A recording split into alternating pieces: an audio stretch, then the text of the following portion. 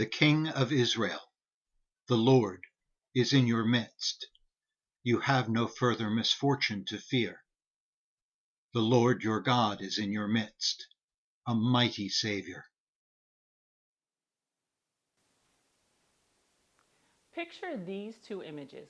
One, a glass of red wine, a good wine, nice color when the light shines through it, but had started to turn a bit so that the bottom is murky and filled with what is called the dregs. The second image is of around the tree on Christmas morning, children excited by the gifts they found, parents reveling in the looks of delight on their children's faces finally after the time they've spent anticipating their children's responses, hoping that their kids will love and play with and use the gifts as much as they, the parents, hoped they would. Zephaniah tells us to shout for joy, to sing joyfully, to be glad and exult with all our heart. The Lord your God is in your midst, a mighty Savior.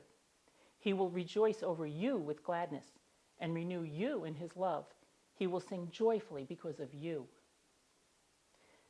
Before this point, however, Zephaniah describes some of us as dregs of wine, the parts of what had been a good glass of wine, but had settled to the bottom and stayed there in the darkness, comfortably settled, where they can't even be seen until that last sip.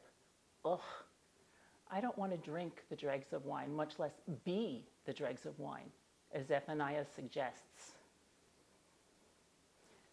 We are challenged by this reading to come out of our complacency, picture those settled dregs at the bottom of the glass, and become more like the joyful children on Christmas morning, ripping into their presents with delighted abandon and hope and anticipation for how they will use them.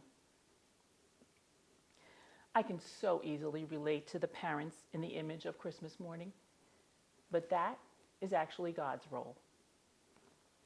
He sings joyfully because of us, because we are his children, and he delights in our response to his gift to us of redemption and love.